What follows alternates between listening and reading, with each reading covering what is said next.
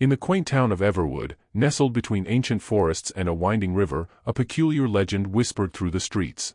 It was a tale of an ethereal creature known as the Z-Monster, a ghostly entity that floated silently through the night, causing anyone in its path to succumb to an overwhelming drowsiness. The townsfolk lived in a state of perpetual wariness, for once the Z-Monster was upon you, no amount of willpower could keep your eyes open. Jenny, a bright and curious teenager, had always been skeptical of the legend. She was a diligent student, often burning the midnight oil to prepare for exams and complete her assignments.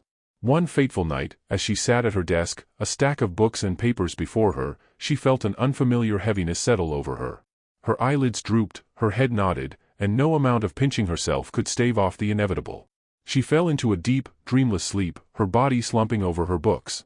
When she awoke, the morning sun was peeking through her curtains.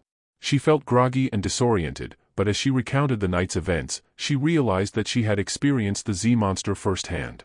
Determined to find out more, Jenny approached the town's elder, Mrs. Hawthorne, who was known for her knowledge of Everwood's folklore. The Z-Monster feeds on the exhaustion of those who deny themselves rest, Mrs. Hawthorne explained, her voice a soft, gravelly whisper. It can sense when someone is pushing their limits, and it ensures they fall asleep, whether they like it or not. Jenny's eyes widened with curiosity. Is there any way to protect ourselves from it? Mrs. Hawthorne nodded. There is an old remedy. When you feel the Z-Monster's presence, find a quiet place, lay down, and play dead. You must sleep for 6 to 8 hours. When you rise, you will be invisible to the Z-Monster for 10 to 12 hours. Jenny left the elder's home with a newfound resolve. She gathered her friends, Mark and Lisa, who were also notorious for staying up late.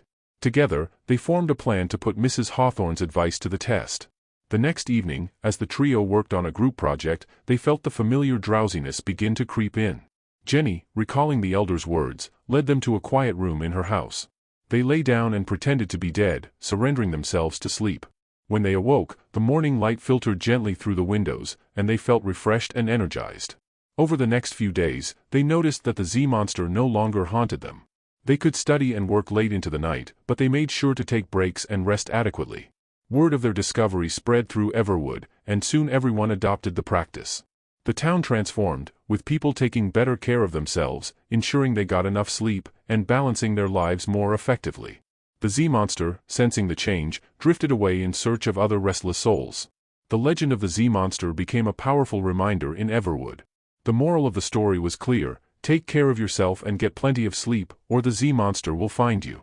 And so, the people of Everwood lived healthier, happier lives, always remembering to respect the power of rest and the mysterious ways of the Z-Monster.